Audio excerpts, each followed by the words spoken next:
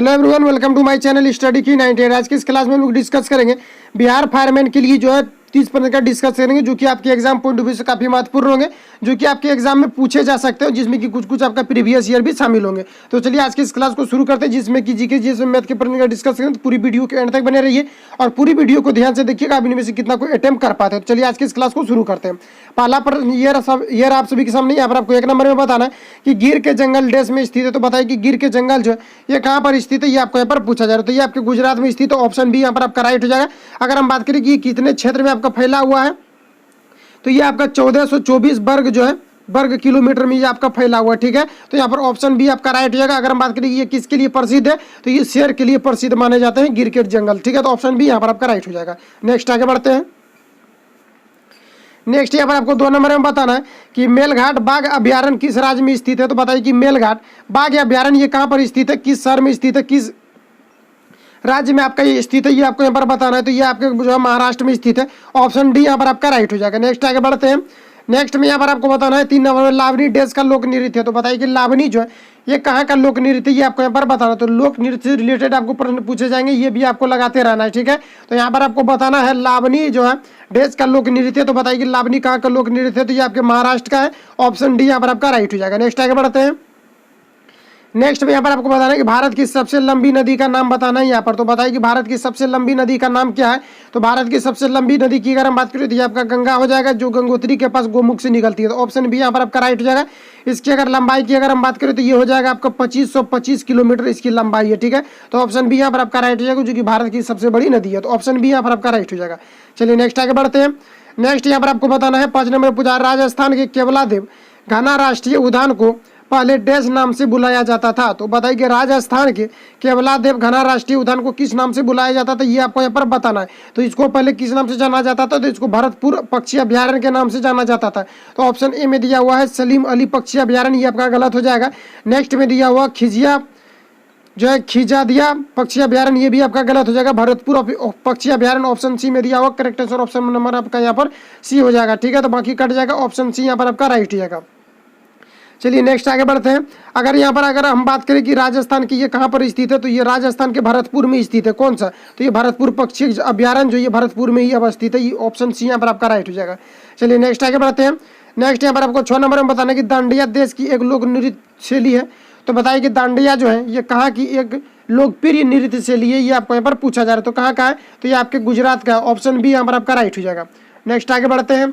Next यहाँ पर आपको 7 नंबर में बताना है मूला मुठा नदियों के तट पर कौन सा शहर स्थित है। तो बताइए कि मूला मुठा नदियों के तट पर कौन सा शहर अवस्थित है, ये आपको यहाँ पर बताना। तो ये आपका पुणे हो जाएगा, करेक्ट आंसर ऑप्शन नंबर यहाँ पर डी हो जाएगा। चलिए नेक्स्ट आगे बढ़ते हैं। नेक्स्ट यहाँ पर आपको बताना है दिसपुर देश की राजधानी है। तो बताइए कि दिसपुर जो है ये किसकी कैपिटल है, ये आपको यहाँ पर बताना। तो दिसपुर की अगर हम बात करें तो ये आपका असम हो जाएगा, ऑप्शन ए यहाँ पर आपका राइट हो जाएगा। इसके अलावा याद रखना है कि आईआईटी जो गुवाहाटी है ये कहाँ पर स्थित है, ये भी आपके असम में स्थित है, ये भी पूछा जाता है। तो ऑप्शन आपका यहाँ ये जो है ये करेक्ट हो जाएगा। नेक्स्ट आगे बढ़ते हैं। नेक्स्ट यहाँ पर आपको 9 नंबर में बताना है कि चंपानेर पावागढ़ पुरातत्व उद्यान जो है देश में स्थित है। तो बताइए कि चंपानेर पावागढ़ पुरातत्व उद्यान ये कहाँ पर स्थित है। तो बताइए कि कहाँ पर स्थित है, तो ये आपके गुजरात में अवस्थित है, ऑप्शन यहाँ पर डी आपका राइट हो जाएगा। नेक्स्ट आगे बढ़ते हैं। नेक्स्ट यहाँ पर आपको बताना है 10 नंबर में पेरियार नेशनल पार्क किस पर्वत श्रृंखला में स्थित है। तो बताइए कि पेरियार नेशनल पार्क जो ये कहाँ पर अवस्थित है। तो पेरियार नेशनल पार्क की अगर हम बात करें तो ये आपके पश्चिमी घाट में अवस्थित है, ऑप्शन डी यहाँ पर आपका राइट हो जाएगा। और ये भारत का प्रमुख राष्ट्रीय उद्यान माने जाते हैं, किसको, तो ये पेरियार नेशनल पार्क को। तो ऑप्शन यहाँ पर आपका डी राइट हो जाएगा। चलिए नेक्स्ट आगे बढ़ते हैं। नेक्स्ट यहाँ पर आपको 11 नंबर में बताना है कि निम्नलिखित में से कौन सा राज्य झारखंड के साथ अपनी सीमा को साझा नहीं करती है। तो बताइए कि निम्नलिखित में से कौन सा राज्य झारखंड के साथ अपनी सीमा को साझा नहीं करती, ये आपको यहाँ पर बताना है। तो इसकी अगर हम बात करें तो ये हो जाएगा आपका correct answer, option number A, क्योंकि मध्य प्रदेश जो है ये आपके झारखंड के साथ सीमा साझा नहीं करती है। इसके अलावा याद रखना कि छत्तीसगढ़, ओडिशा और पश्चिम बंगाल जो ये झारखंड के साथ सीमा साझा करती है, लेकिन मध्य प्रदेश जो इसकी साझा जो है ये नहीं करती है। तो ऑप्शन ए यहाँ पर आपका राइट हो जाएगा। चलिए नेक्स्ट आगे बढ़ते हैं। नेक्स्ट यहाँ पर आपको 12 नंबर में बताना है गांधीनगर देश की राजधानी है। तो बताइए कि गांधीनगर किसकी कैपिटल है, ये आपको यहाँ पर बता। तो गांधीनगर की अगर हम बात करें तो इसका गुजरात की कैपिटल क्या है आपका, तो ये आपका गांधीनगर है, ऑप्शन सी यहाँ पर आपका राइट हो जाएगा। और याद रखना आपको कि हरित नगर के नाम से पूछा जाता है कि हरित नगर के नाम से किसे जाना जाता है, तो ये आपके गांधीनगर को जाना जाता है। अच्छा, गांधीनगर का गांधीनगर नाम क्यों पड़ा, तो ये महात्मा गांधी की याद में पड़ा, गांधीनगर का जो नाम है ये गांधीनगर पड़ा। तो ठीक है, तो गांधीनगर कहाँ की कैपिटल है, तो ये आपके गुजरात की कैपिटल गांधीनगर। तो ऑप्शन सी यहाँ पर आपका राइट हो जाएगा। चलिए नेक्स्ट आगे बढ़ते हैं। नेक्स्ट में यहाँ पर आपको 13 नंबर में बताना है अनामलाई टाइगर रिजर्व किस राज्य में है, तो बताइए अनामलाई टाइगर रिजर्व ये किस राज्य में स्थित है, ये आपको यहाँ पर पूछा जा रहा है। तो बताइए कहाँ पर है, तो ये आपके तमिलनाडु में स्थित है। ऑप्शन सी यहाँ पर आपका राइट हो जाएगा। नेक्स्ट आगे बढ़ते हैं। नेक्स्ट में यहाँ पर आपको बताना है तेलंगाना राज्य की राजधानी क्या है, तो बताइए कि तेलंगाना राज्य की राजधानी क्या है, ये आपको यहाँ पर बताना। तो इसका हो जाएगा आपका Hyderabad. Correct answer option number A हो जाएगा, क्योंकि तेलंगाना की ये राजधानी। इसके अलावा याद रखना कि तेलंगाना जो है ये भारत की 29वां राज्य था। कौन सा, तो ये 29वां राज्य था। अभी हालांकि कम हो गया है, क्योंकि जम्मू कश्मीर जो है टूटने के बाद अभी कम हो गया है, लेकिन ये 29वां जो है आपका राज्य था। कौन सा, तो ये आपका तेलंगाना था। तो ऑप्शन ए यहाँ पर आपका राइट हो जाएगा। नेक्स्ट आगे बढ़ते हैं। नेक्स्ट यहाँ पर आपको बताना है गराड़ी जो है देश का लोक नृत्य है, तो बताइए कि गराड़ी ये कहाँ का लोक नृत्य, ये आपको यहाँ पर बताना है। तो ये आपका जो है पुदुचेरी का है। ऑप्शन बी यहाँ पर आपका राइट हो जाएगा। चलिए नेक्स्ट आगे बढ़ते हैं। नेक्स्ट में यहाँ पर आपको 16 नंबर में पूछा जा रहा है कि दांदेली वन्य जीव अभ्यारण्य किस राज्य में है, तो बताइए कि दांदेली जो है वन्य जीव अभ्यारण्य ये किस राज्य में स्थित है, ये आपको यहाँ पर बताना है। तो ये आपके कर्नाटक में स्थित है। तो ऑप्शन डी यहाँ पर राइट हो जाएगा। नेक्स्ट आगे बढ़ते हैं। नेक्स्ट यहाँ पर आपको बताना है कि शिमला भारतीय राज्य की राजधानी है, तो बताइए कि शिमला किस भारतीय राज्य की राजधानी है, ये आपको यहाँ पर पूछा जा रहा है। तो इसकी अगर हम बात करें तो हिमाचल प्रदेश की अगर कैपिटल की बात करें तो ये आपका शिमला हो जाएगा। ऑप्शन यहाँ पर आपका जो है सी करेक्ट हो जाएगा। अगर हम बात करें कि शिमला को राजधानी के रूप में कब स्वीकार किया गया, तो ये आपका 1864 में किया गया है। ऑप्शन सी यहाँ पर आपका राइट हो जाएगा। नेक्स्ट आगे बढ़ते हैं। नेक्स्ट यहाँ पर आपको बताना है गौर नृत्य देश का एक प्रसिद्ध लोक नृत्य है, तो बताइए कि गौर नृत्य जो है ये कहाँ का एक प्रसिद्ध लोक नृत्य, ये आपको यहाँ पर बताना। तो ये आपके छत्तीसगढ़ का है। कहाँ का, ये छत्तीसगढ़ का जो है एक प्रमुख लोक नृत्य। ऑप्शन ए यहाँ पर आपका राइट हो जाएगा। और ये जो किसके द्वारा मनाया जाता है, तो ये मांडिया जनजाति के द्वारा मनाया जाता है। कौन सा लोक नृत्य, तो गौर लोक नृत्य मनाया जाता है, जो कि छत्तीसगढ़ में मनाया जाता है। तो ऑप्शन ए यहाँ पर आपका राइट हो जाएगा। चलिए नेक्स्ट अगला कर लेते हैं। नेक्स्ट यहाँ पर आपको बताना है गंगा नदी के तट पर कौन सा शहर स्थित है, तो बताइए कि गंगा नदी के तट पर कौन सा शहर स्थित है, ये आपको यहाँ पर बताना है। तो गंगा नदी की अगर तट की अगर हम बात करें तो ये आपका कानपुर अवस्थित है। ऑप्शन सी यहाँ पर आपका राइट। जैसा कानपुर का है तो ये आपको उत्तर प्रदेश में पड़ता है, और कानपुर को उत्तर प्रदेश का औद्योगिक नगर माना जाता है। किसको, तो कानपुर को। ऑप्शन सी यहाँ पर आपका राइट हो जाएगा। नेक्स्ट आगे बढ़ते हैं। नेक्स्ट यहाँ पर आपको बताना है कि काजीरंगा राष्ट्रीय उद्यान किस प्राणी का इकलौता प्राकृतिक वास है, तो बताइए कि काजीरंगा राष्ट्रीय उद्यान किस प्राणी का इकलौता प्राकृतिक वास है, ये आपको यहाँ पर बताना। तो ये जो है आपका एक सींग वाले गेंडे के लिए काफी जो है प्रसिद्ध है। ऑप्शन बी यहाँ पर आपका राइट हो जाएगा।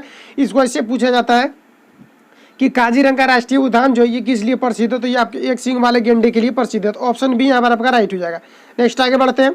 नेक्स्ट यहाँ पर आपको बताना महानदी के तट पर कौन सा शहर स्थित है, तो बताइए कि महानदी के तट पर कौन सा शहर स्थित है, ये आपको यहाँ पर पूछा जा रहा है। तो यहाँ पर जो है कटक हो जाएगा। ऑप्शन बी यहाँ पर आपका राइट हो जाएगा। और कटक कहाँ है, तो ये आपके पड़ता है कहाँ पर, तो ये आपके ओडिशा में पड़ता है। ठीक है, तो ऑप्शन बी यहाँ पर आपका राइट है।